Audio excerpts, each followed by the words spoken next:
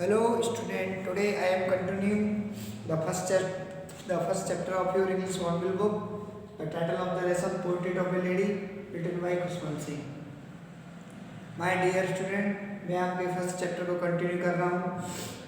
Previous video में मैंने इसके पार्ट कराए और आज की वीडियो में मैं इसका अगला पार्ट आपको डिस्कस कराऊंगा.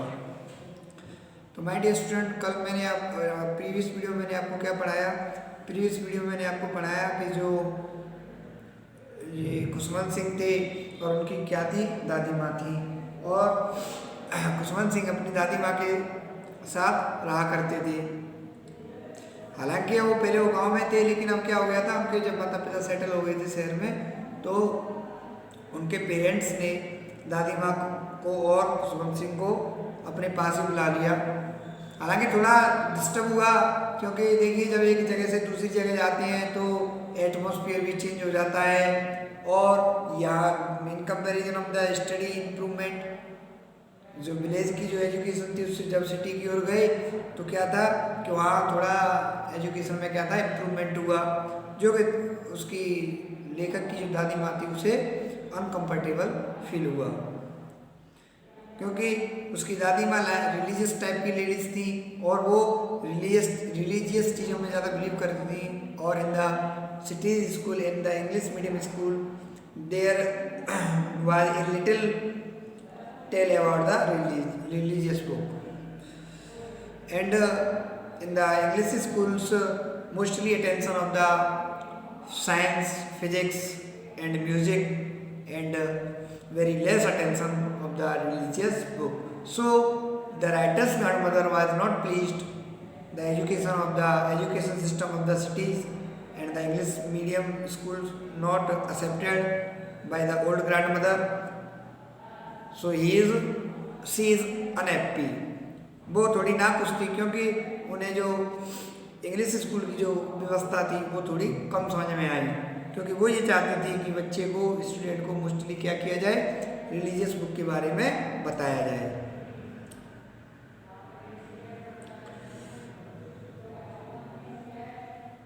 अब देखिए तो क्या हुआ कि इसी बीच जब वो सिटी के स्कूल में जब पढ़ने लगा राइटर, तो उनका उससे जो बोलना था, जो पहले जैसी बातें थी, वे थोड़ी क्या हो गई, कम हो गई. Now let us the chapter when I went up to university. जब मैं वेंट अप मिस गया टू यूनिवर्सिटी, माने कहाँ, विश्वविद्यालय के लिए गया. मतलब अब मैंने अपनी 12th पास की. 12th के बाद मैंने कहा क्या कि यूनिवर्सिटी ज्वाइन की, काय के लिए, अपनी आगे की पढ़ाई के लिए. तो जब मैं विश्वविद्यालय में जाने लग गया तो I was given A room of my oven. अब क्या हुआ कि आई वॉज गिवन, मुझे दिया गया, ए रूम, एक कमरा, ऑफ माई ओवन, जो किसका था, स्वयं मेरा. तो मुझे एक कमरा दिया गया.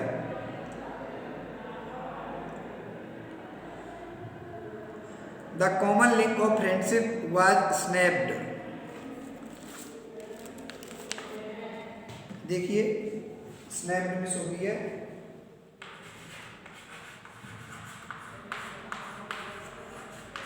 स्नैप मिस ब्रिक्स डाली.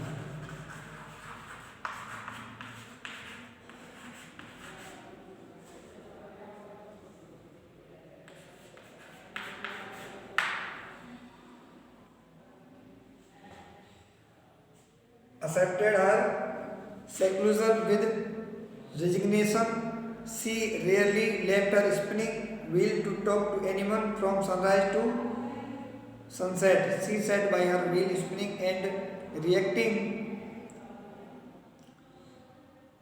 prayers only in the afternoon. She relaxed for a while to feed the sparrow while she sat in the veranda breaking the bread into little bits. Hundreds of little birds collect round her, creating a veritable bedlam of chirpings. Some came up perched on her legs, others on her shoulders, some even sat on her head. She smiled but never shooed them away. It used to be the happiest half hour of the day for her. तो पहले इसके कुछ difficult word हमने discuss करते हैं snap पे. Seclusion,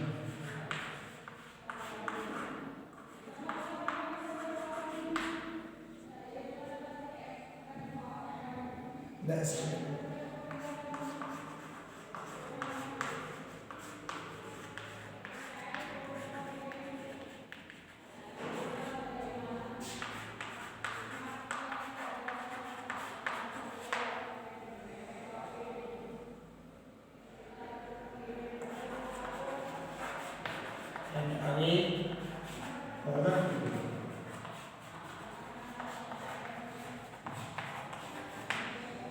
secularism क्या होता है? The state of being private.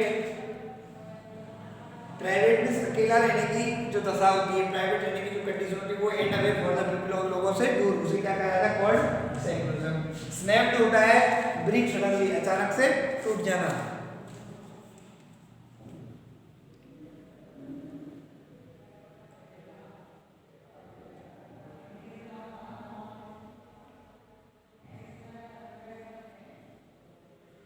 Perch,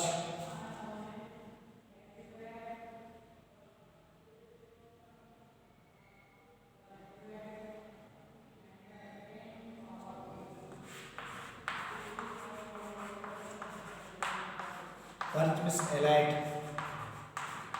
उतरना।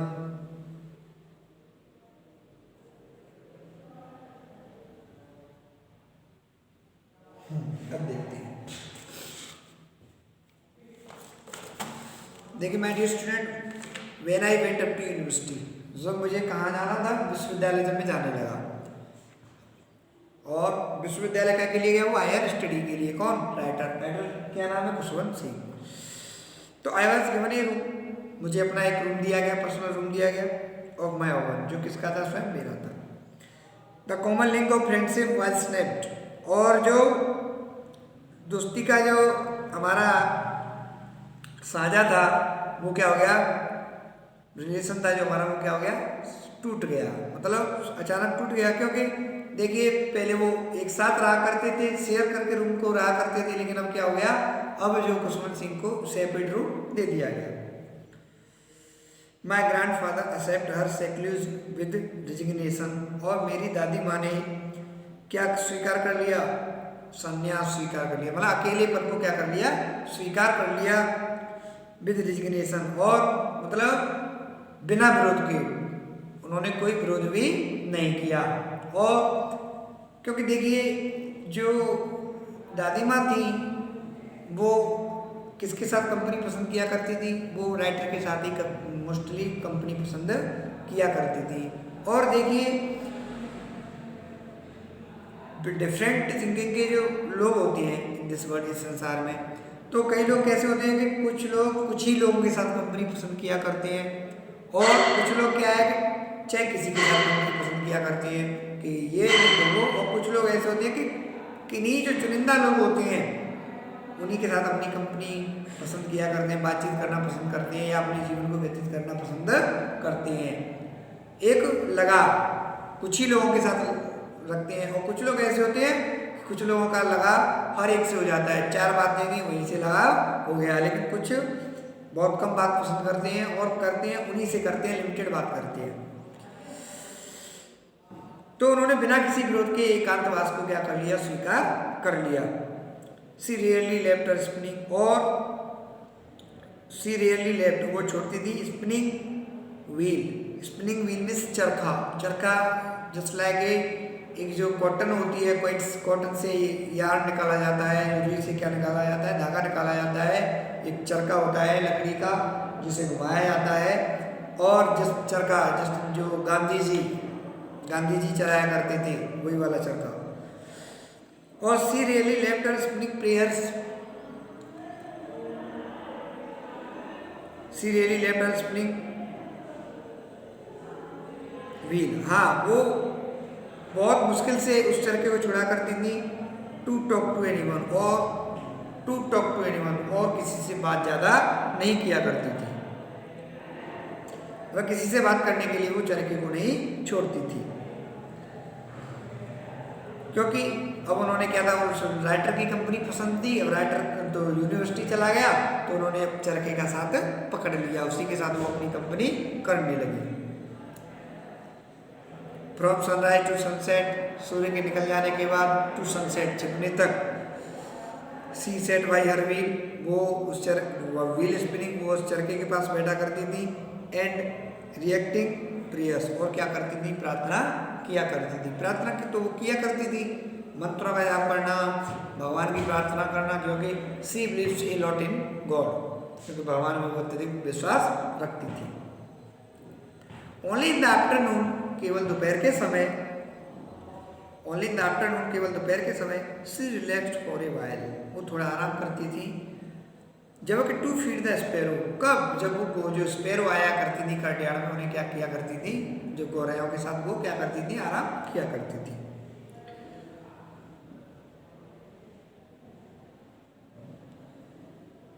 While she sat in the veranda, जब वो वरंडे में बैठी हुई होती थी। ब्रेकिंग द ब्रेड, तो ब्रेकिंग माने टुला करती थी, द ब्रेड माने रोटी के टुकड़ों को, इनटू लिटिल बिट्स, काय में छोटे छोटे टुकड़ों में बरामदे में बैठ के वो रोटी के टुकड़े किया करती थी। 100 ऑफ लिटिल बर्ड, सैकड़ों चिड़िया कलेक्ट राउंड, इकट्ठी हो जाती थी। Her creating a veritable bedlam of chirping, और एक विभिन्न प्रकार का अनोखा शोरगुल किया करती थी। सम के, कुछ आती थी, एंड पर्च्ड ऑन हर लेग, और उसकी कहीं जो दादी माँ की लेग्स पे बैठ जाया करती थी। अदर्स ऑन हर शोल्डर्स, कुछ कंधों पे बैठ जाया करती थी। सम इवन, यहाँ तक सेट ऑन हर हेड, कुछ तो उनके सिर पर बैठ जाया करती थी। देखिए माय डियर स्टूडेंट, कि ऐसा नहीं है कि तुम पक्षियों से प्रेम करोगे तो ऐसी बात नहीं कि वो भी तुम्हारी कंपनी पसंद करेंगे, लेकिन इन द मॉडर्न टाइम जो young generation not attention of these things, इन चीज़ों की ओर कोई ध्यान नहीं देता। Not interest in the religious book, धार्मिक किताबों में कोई विश्वास नहीं, and not interest in the natural thing, और जो नेचुरल थिंग है, प्रकृति की बनाई हुई ब्यूटीज हैं, उनमें जो स्टूडेंट है मोस्टली अटेंशन नहीं किया करते। They believing in the artificial life, और वो जो आर्टिफिशियल लाइफ है एंड लग्जरीज है उसकी ओर ज़्यादा अट्रैक्ट होते हैं।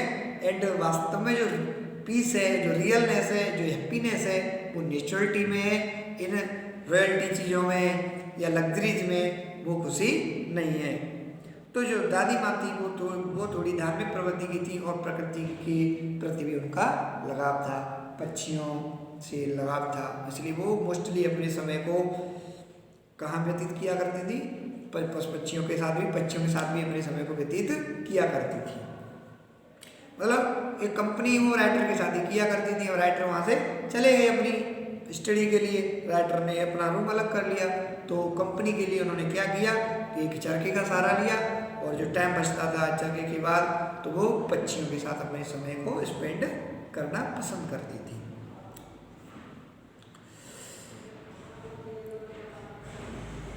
और देखिए पक्षियों के साथ वो कितना घुल मिल गई कि कोई उनके लेग्स पे बैठ जाया करता था पक्षी, अदर ऑन हर शोल्डर्स, कोई उनके कंधे पर बैठ जाया करता था। Some even set on her head, कोई सिर पे बैठ जाया करता था। सी स्माइल्ड, वो मुस्कुराती, but never shooed them away, लेकिन कभी उन्हें भगाती नहीं थी। It used to be the happiest hour of the day for her.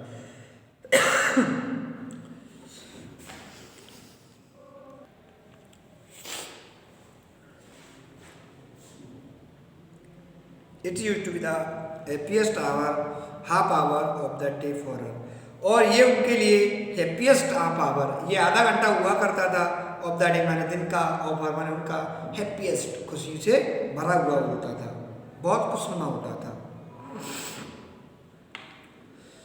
When I decided to go abroad, जब मैंने विदेश जाने का निश्चय किया, फॉर फर्दर स्टडी, अपनी आगामी पढ़ाई के लिए, नेक्स्ट स्टडी के लिए मैंने क्या विचार किया कि I want to go to the abroad. I was sure my grandmother would be upset, मुझे निश्चित पता था कि जो मेरी दादी माँ हैं वुड बी अपसेट, वो निश्चय ही क्या होंगी, दुखी होंगी, क्योंकि वो अपने से मुझे दूर करने का जो मैंने डिसीजन लिया था उसे कभी पसंद नहीं करेंगे। I would be away for 5 years, और मुझे कितने दिन के लिए जाना था? 5 years, 5 वर्ष के लिए। And at her age one could never tell, and at her age, और जो उनकी उम्र थी, वन कुड नेवर टेल, कोई नहीं बता सकता था कि अब वो आज की एज से, जब उनकी एज थी मीन्स वो बहुत बूढ़ी हो चुकी थी, कोई नहीं कह सकता था कि अब ये 5 वर्ष जो मैं जा रहा था, मैंने डिसीजन लिया था विदेश जाने का, कि शायद ही वो जी पाए। But my grand mother could, she was not even sentimental, वो दुखी नहीं थी, वो भावुक नहीं थी, कि वो उन्हें नहीं लगता था ऐसा कि मैं जो 5 वर्ष के लिए मेरा ये जा रहा है, ये राइटर जा रहा है, तो मतलब 5 वर्ष के लिए ये सोच रहे होंगे कि मैं मर जाऊंगी, लेकिन उनके अंदर ऐसी कोई डिजायर या होप नहीं थी कि मैं मर जाऊंगी। भावुक नहीं थी, दुखी नहीं थी कि शायद मैं इसे देख पाऊंगी नहीं देख पाऊंगी। हाँ, लेकिन जो राइटर था वो जरूर ये वाली बात सोच रहा था कि मेरी दादी माँ टू मैच्योर, मेरी दादी माँ बूढ़ी हो चुकी हैं, अत्यधिक बूढ़ी हो चुकी हैं, इससे ज़्यादा बूढ़ी हो नहीं सकती, और शायद मैं 5 वर्ष के बाद में लौट के आऊँगा तो I will not see my grand mother face again, शायद मैं अपनी माँ के चेहरे को दोबारा नहीं देख पाऊंगा। सी केम टू लीव मी, वो आई, टू लीव मी माने मुझे छोड़ने के लिए, कहाँ तक? एट द रेलवे स्टेशन, वो रेलवे स्टेशन तक छोड़ने के लिए मुझे आई। बट डिड नॉट टॉक, लेकिन उन्होंने मुझसे बातचीत नहीं की। So any emotions, but did not talk, मुझसे बात नहीं की, और सो एनी इमोशन, और कोई जैसे सैडनेस की कोई भावना हो ऐसी भी उन्हें मुझे कोई एक्सप्रेस होने नहीं दी। Her lips moved in prayer, उनके जो होठ थे अभी भी प्रार्थना में हिल रहे थे। Her mind was lost in prayer, और उनका जो मस्तिष्क था वो प्रार्थना में खोया हुआ था। हर फिंगर्स वर बिजी, और जो उनकी उंगलियां थी वो कैसी थी? व्यस्त थी, काय में? Telling the beads of her rosary, telling the beads, beads में सोते हैं मोती, माला के जो माला होती है, माला में वो क्या लगे होते हैं? मोती लगे होते हैं, तो उनकी जो उंगली थी वो उनमें व्यस्त थी, मतलब वो माला का जाप कर रही थी। साइलेंटली, चुपचाप से, सी किस्ड माई फोरहेड, उन्होंने मेरे माथे को किस किया। एंड व्हेन आई लेफ्ट, और जब मैं गया तो आई चेरिस्ड, चेरिस्ड में सोचा गई थी, cherished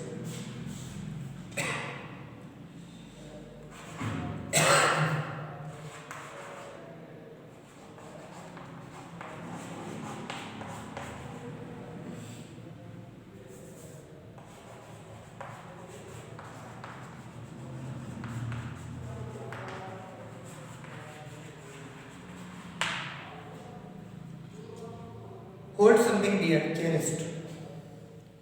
And when I left, I cherished the most means wet.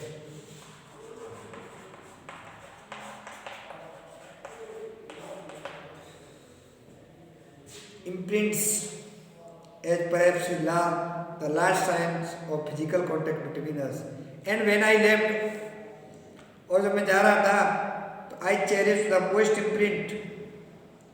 उन्होंने मेरा माथा चूमा, और जब मैं गया तो वो गीला निशान, मोइस्ट इम्प्रिंट, जो वो गीला निशान था, as perhaps the last sign, मैं सोच रहा था कि ये क्या था? लास्ट साइन, उनका अंतिम था, अंतिम वो खुशी के पल थे। और फिजिकल कॉन्टेक्ट बिटवीन अस, और जो मेरा उसके साथ, मेरी दादी माँ के साथ जो फिजिकल कॉन्टेक्ट था वो क्या था? लास्ट था। और उसने बहुत ही हैप्पीनेस फील की, क्योंकि उसे पता था, क्योंकि राइटर ये सोच रहा था कि व्हेन आई रिटर्न बैक, जब मैं लौट कर आऊँगा तो perhaps I will not see my grand mother's face again, तो शायद ही मैं अपनी जो दादी माँ है उसके चेहरे को देख पाऊँ। इसलिए जब उसकी दादी माँ ने उसे किस किया, तो ये उस राइटर के लिए क्या था? एक लास्ट सिंबल था, काय का? उनके लगाव का, उनके अटैचमेंट का, कि शायद ही अब मैं जब जा रहा हूँ इतने समय के लिए, तो शायद ही लौट कर आऊँ तो मुझे शायद ही मेरी दादी माँ मिल सकें। My dear student, now discuss the next chapter of the next video.